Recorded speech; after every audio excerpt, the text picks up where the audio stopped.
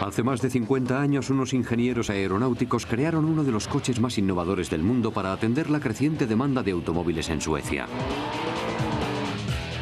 Saab siempre ha sido diferente. Es una empresa que ha sabido labrarse su propio camino desde el primer día.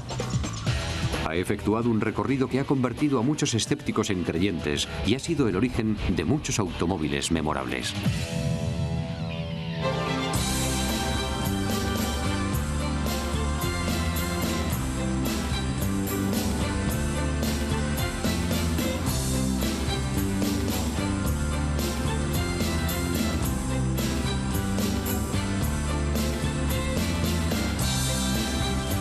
Grandes coches.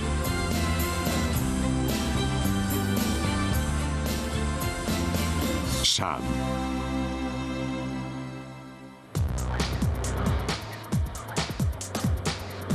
Hoy en día, Saab es una de las marcas más reconocidas del mundo. Sus coches deportivos, elegantes y lujosos, se han convertido en un clásico moderno. Saab ha creado una línea característica de descapotables, berlinas, coupés, coches familiares e incluso un todoterreno. En todos ellos se observa una cierta falta de ostentación escandinava, pero son coches muy ágiles que se encuentran a gusto en cualquier parte. La historia de Saab comienza cuando el mundo se preparaba para la guerra. A mediados de los años 30, la guerra en Europa parecía inevitable. Adolf Hitler estaba rearmando a Alemania y Benito Mussolini estaba militarizando Italia. Había que prepararse para lo peor. Aunque durante la Segunda Guerra Mundial Suecia mantuvo una política de neutralidad, su primer ministro Per Albin Hansson se aseguró de que el país estuviese listo para defender sus fronteras. Sin embargo, para ello tenía que mantener un precario equilibrio entre el Reich alemán que había rodeado el país y los aliados. Hansson sabía que Suecia tendría que fabricar sus propias armas con las que respaldar su neutralidad en la guerra, y pidió a Volvo que fabricase tanques y camiones. Después, en mayo de 1937, el gobierno sueco creó la Svenska Aeroplan Aktiebolaget, o Saab, para fabricar aviones de guerra. Sus primeros aviones se inspiraron en los Junkers alemanes. La Saab construyó esos aviones bajo licencia mientras desarrollaba sus propios proyectos originales. El Saab 17 fue el primer avión diseñado y fabricado por Saab. Emprendió su vuelo inaugural en mayo de 1940. Era un avión versátil diseñado para funcionar como caza, bombardero y avión de reconocimiento. Permaneció en uso hasta los años 50. Los ingenieros de Saab aprendían con rapidez y en 1942 estuvieron listos para lanzar un nuevo bombardero de ataque hecho completamente de acero, el Saab 18. Una versión mejorada, el B-18, fue el bombardero bimotor más rápido del mundo que alcanzaba una velocidad máxima de 566 km por hora. Los aviones Saab continuaron mejorando. En 1945 se había diseñado un caza de combate letal de una sola plaza armado con un cañón y ametralladoras. Este avión de hélice que llevaba el motor en la parte de atrás resultó la base ideal para fabricar el primer jet de la empresa, el 21A, que en 1947 se convirtió en el caza 21B.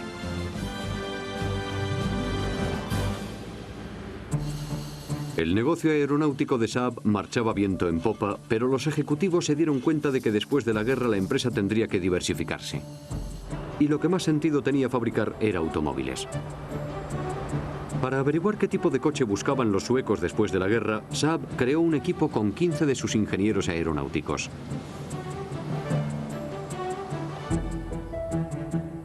Sixten Sasson, un delineante, recibió el encargo de diseñar la forma del coche y Gunnar Lindström se ocupó de dirigir el equipo.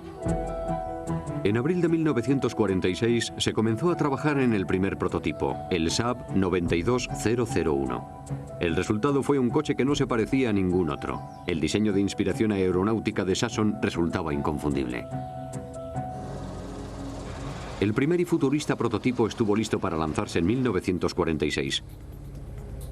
Su estructura aerodinámica ofrecía un coeficiente muy bajo de resistencia al aire.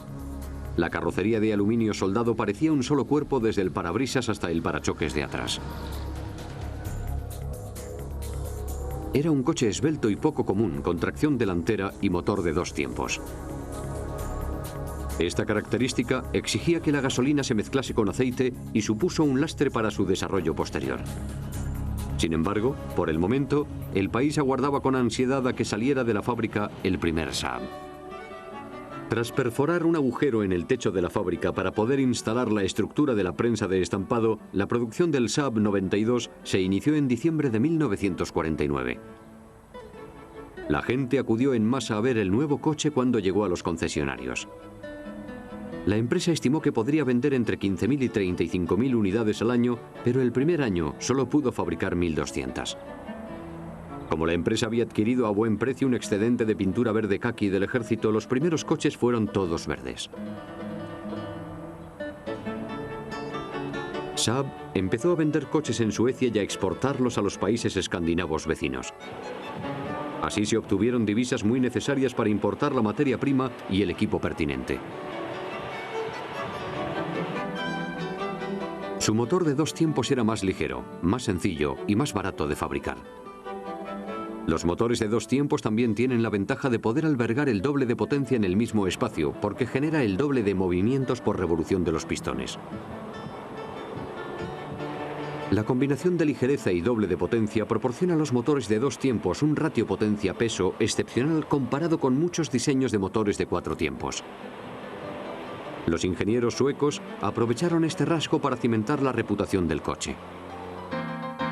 Se creyó que los triunfos en el circuito de rallies generarían atención e impulsarían las ventas.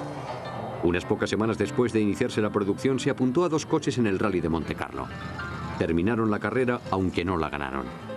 Pero siguieron insistiendo y a finales de año habían ganado el rally más duro de Suecia. Se podía decir que Saab ya estaba en el mapa. En 1955, Sasson preparó una versión actualizada de su modelo victorioso, el 93. Rediseñó la parte frontal y añadió potencia a su motor de 3 cilindros. La versión de serie tenía una potencia de freno de 38 caballos, pero la versión para rally alcanzaba los 65. Los coches empezaron a promocionarse conducidos por pilotos como Erik Karlsson, quien tras ganar el rally de Finlandia afirmó: "No hay ningún coche que se pueda forzar más".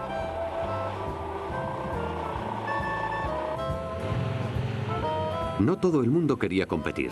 Había gente que se sentía atraída por los Saab porque eran deportivos y divertidos. Era un coche económico que abría nuevos mundos a las familias suecas. Les encantaba su travieso motor de 2 tiempos, que podía convertir un fin de semana en el campo en un rally. En 1956, Saab causó sensación en el Salón del Automóvil de Estocolmo cuando presentó su primer coche deportivo, el Saab Sonet Super. Era un deportivo biplaza de techo descubierto. Su carrocería de fibra de vidrio reposaba sobre un chasis de aleación ligera que se había desarrollado para cumplir la nueva normativa de competición. Llevaba un motor de 2 tiempos y 3 cilindros con una potencia de frenado de 57 caballos a 5.000 revoluciones por minuto. Se planeaba producirlo en serie, pero al final solo se fabricaron 6 unidades. Sin embargo, otros modelos más convencionales sí se produjeron en serie. El primer coche familiar de Saab, el 95, se presentó en 1959. Sixten Sasson diseñó un vehículo esbelto con una cantidad increíble de espacio interior. Disponía de un tercer asiento plegable mirando hacia atrás que lo convertía en un vehículo de 7 plazas. Y había más modelos nuevos en lista de espera. En 1960, Saab presentó el 96, que era un poco más grande y más redondeado. El 96 tenía sistema de ventilación y un motor más potente. Fue el coche de mayor éxito de la empresa y se produjo a lo largo de toda la década de los 60. La producción anual se incrementó de 30.000 a 50.000 unidades. Lundström invitó a los ingenieros a encontrar un sustituto al motor de 4 tiempos. El de 2 tiempos tenía limitaciones muy serias. Se pusieron a trabajar para diseñar y fabricar un nuevo motor.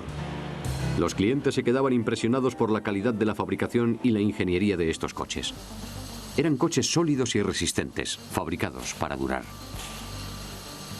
Pero la experiencia había demostrado que el motor de 2 tiempos no duraba tanto como el de 4. Se hizo patente que la falta de un sistema de lubricación específico desgastaba mucho más deprisa las piezas del motor de 2 tiempos. Y el aceite hacía que los motores echasen humo. Cuando se desgastaban, expulsaban grandes nubes de humo aceitoso. Además, el aceite sin quemar goteaba por el tubo de escape. Ljungström sabía que las desventajas del motor de 2 tiempos eran insuperables. La empresa siguió capitalizando la mayor virtud de los motores de 2 tiempos, su excelente ratio peso-potencia. Y mientras los ingenieros diseñaban un sustituto, los Saab seguían compitiendo en rallies. Para la empresa fue una época de grandes victorias en el mundo del rally. Saab obtuvo renombre internacional y el piloto Erik Karlsson se convirtió en el héroe de la empresa. Sus 3 victorias consecutivas y sin precedentes en el rally del Real Automóvil Club Británico en 1960, 61 y 62 se combinaron con otros 2 triunfos consecutivos en el Rally de Montecarlo en 1962 y 63. Karlsson era un competidor formidable que mantuvo a Saab en los titulares de todos los medios. Sus hazañas en las carreras parecían tan fáciles y recibían tanta atención en Suecia que a Ljungström le costó convencer a la Junta para que aprobase el proyecto de motor de 4 tiempos que estaba desarrollando. Al final, la Junta cedió a su persuasión y firmó el final del motor de 2 tiempos.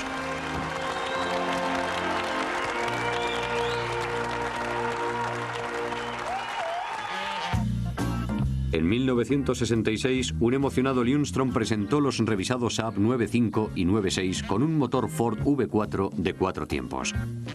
El nuevo motor tuvo un éxito inmediato, pero el motor de 2 tiempos todavía no había muerto. Ese mismo año se relanzó el Sonnet, equipado con el Montecarlo de Saab, un motor de 2 tiempos y 3 cilindros. Se esperaba que este deportivo biplaza atrajese a los compradores estadounidenses. Pero en un mercado en el que los triunfos en los rallies europeos tenían muy poca relevancia, hubo que eliminar el motor de 2 tiempos. En 1968 se reemplazó por un V4 y las ventas empezaron a cobrar fuerza. Ese mismo año se produjo un triste suceso. La muerte de Sixten Sasson empañó el comienzo de una nueva era para Saab. El motor de 2 tiempos había pasado a la historia y Saab estaba a punto de lanzar su modelo de mayor éxito hasta la fecha. Suecia y el resto de Europa occidental eran cada vez más prósperas y había llegado la hora de fabricar un coche para los nuevos tiempos.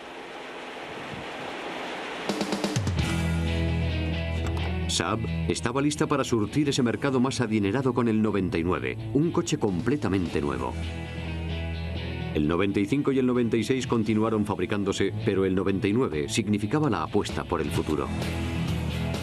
Aunque era un modelo completamente distinto, se trataba inequívocamente de un Saab.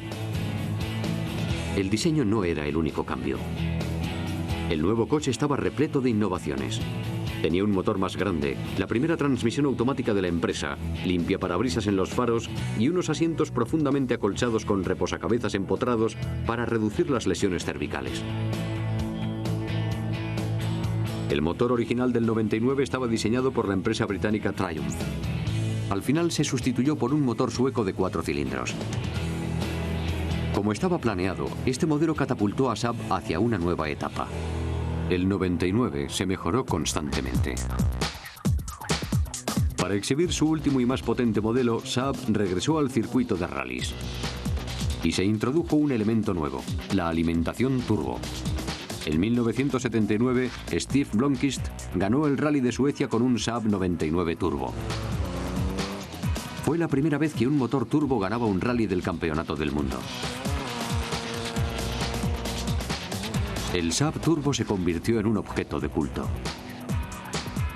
Se presentó en el Salón del Automóvil de Frankfurt de 1977 y recibió una gran cobertura mediática. Saab no fue la única empresa que introdujo nuevas tecnologías en el mundo de los rallies. pronto resultó sobrepasada por competidores más acaudalados y tuvo que retirarse de las carreras. Centró sus esfuerzos en mejorar los procesos de diseño y fabricación. Instaló nuevos sistemas informáticos y llenó sus fábricas de robots. El resultado de estas inversiones fue el Saab 900, que se convirtió en un clásico instantáneo. Se fabricó desde 1979 hasta 1993. Fue enormemente popular y se vendieron cientos de miles de unidades en todo el mundo. La popularidad del 900 radicaba en su gran cantidad de extras. Tenía suspensión independiente, amortiguadores de anillo y frenos de disco en las 4 ruedas.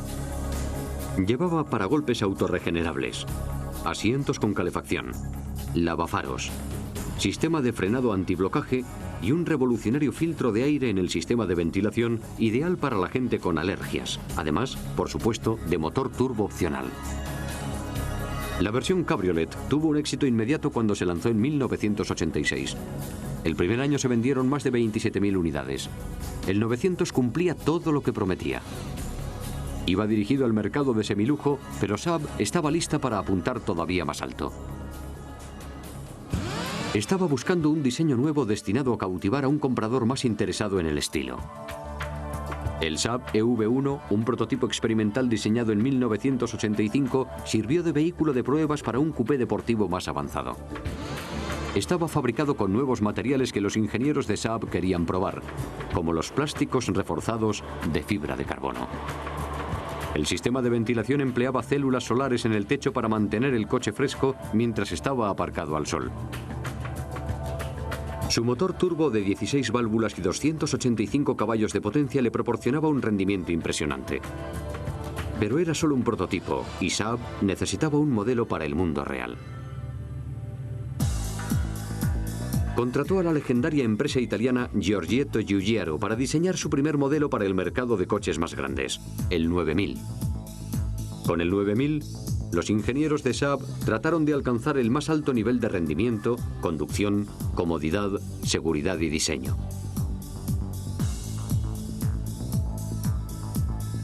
Su motor turbo de tercera generación le proporcionaba una velocidad máxima de 216 km por hora y una aceleración de 0 a 100 en 7,8 segundos.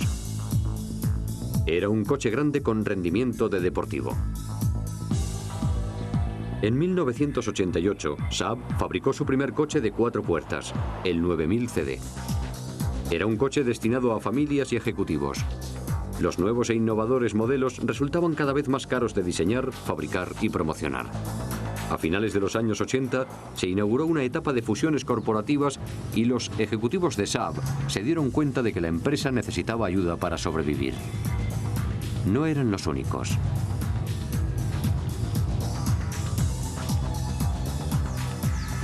Ford había vencido a General Motors en la puja por el control de Volvo, el colega sueco de Saab. Entonces, General Motors centró su atención en Saab. El gigantesco fabricante estadounidense quería añadir una marca de lujo europea a su línea de productos. Saab aceptó su oferta y las dos empresas crearon una sociedad mixta en marzo de 1990. Saab esperaba que General Motors le proporcionase los recursos financieros, la ingeniería y el marketing necesarios para crecer. Pero hubo quien creyó que la empresa norteamericana destruiría la singularidad de Saab. En 1994, el mundo del automóvil aguardaba con ansiedad el producto del primer esfuerzo conjunto, el modernizado 900. Fue la primera vez que se sustituía un modelo existente por una versión completamente nueva para el mismo segmento de mercado. La evolución del diseño tuvo una acogida positiva por parte del público, que todavía recordaba con emoción el 900 original y también lo echaba de menos.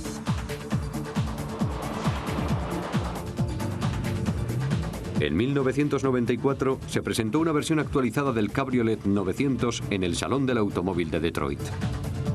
Como el resto de la serie 900, se ofrecía con un nuevo motor turbo de 2 litros. El 900 también iba equipado con el primer motor V6 disponible en un Saab.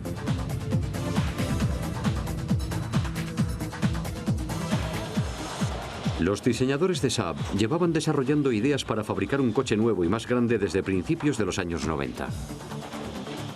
Sin embargo, el proyecto se había retrasado repetidamente y al final se había descartado. Pero en febrero de 1993 se resucitó. Se reunió a 7 ingenieros para empezar a trabajar desde cero en el proyecto 640. Cada uno de ellos tenía que diseñar una maqueta entre las cuales se seleccionaría el nuevo coche. El modelo pasó del ordenador a la fábrica en menos de 3 años. El 9.5 reintrodujo rasgos típicos de los Saab como el capó en forma de concha, la ignición montada en el suelo o la cerradura de contacto para la marcha atrás de los que carecía su predecesor, el Saab 9000. El nuevo 9.5 conservaba elementos existentes de los Saab como su especial preocupación por la seguridad, el pilar C curvado y el diseño ergonómico general, sobre todo en lo relativo al conductor. Saab se había propuesto superar sus ya elevados niveles de seguridad y fabricar el coche más seguro hasta la fecha.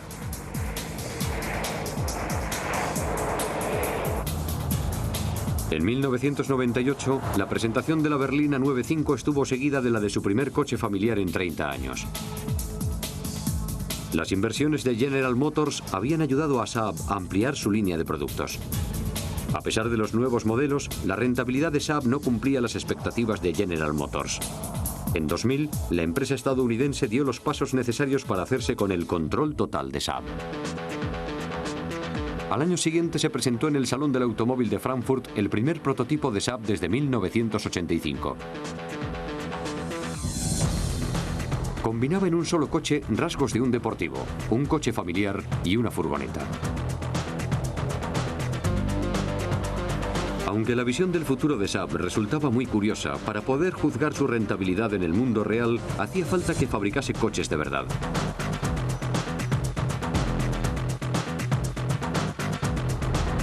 No hubo que esperar mucho tiempo.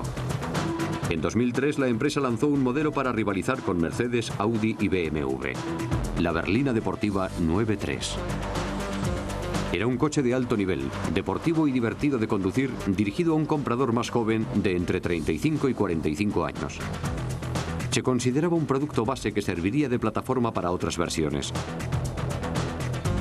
Estaba diseñado para crear una sensación de movimiento aunque estuviese parado.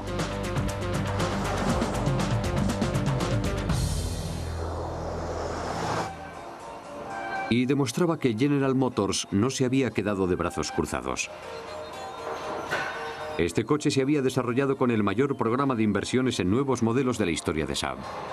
General Motors se gastó más de 330 millones de euros en nuevas instalaciones y maquinaria que transformaron la antigua fábrica de Saab en una nueva planta. La enorme inversión comenzó a amortizarse cuando el nuevo 9.3 se convirtió en el modelo más vendido de Saab. Los compradores decían que les gustaba su nuevo diseño, su rendimiento y lo divertido que resultaba de conducir. Y tampoco debía disgustarles el centro de información y entretenimiento de 300 vatios con radio, lector de CD y 13 altavoces. Además iba equipado de teléfonos con tecnología Bluetooth de reconocimiento de voz, mensajes de texto y navegación GPS. Pero todavía faltaba algo: un cabriolet descapotable. Saab cubrió este vacío en su línea de productos con el nuevo 9.3 de techo descubierto, que estaba disponible en gris acero y un vívido amarillo lima. Era un coche heredero de su pasado, un claro descendiente del 900 Turbo que se había presentado en el Salón del Automóvil de Frankfurt de 1983. Saab es una empresa que cuida de su herencia. Permanece fiel a una historia de pasión al volante a través de la fabricación de coches singulares de clásico diseño escandinavo. Ya se conduzcan en competiciones o en escapadas de fin de semana, el código genético aeronáutico de los Saab hace que parezcan coches que están siempre a punto de despegar.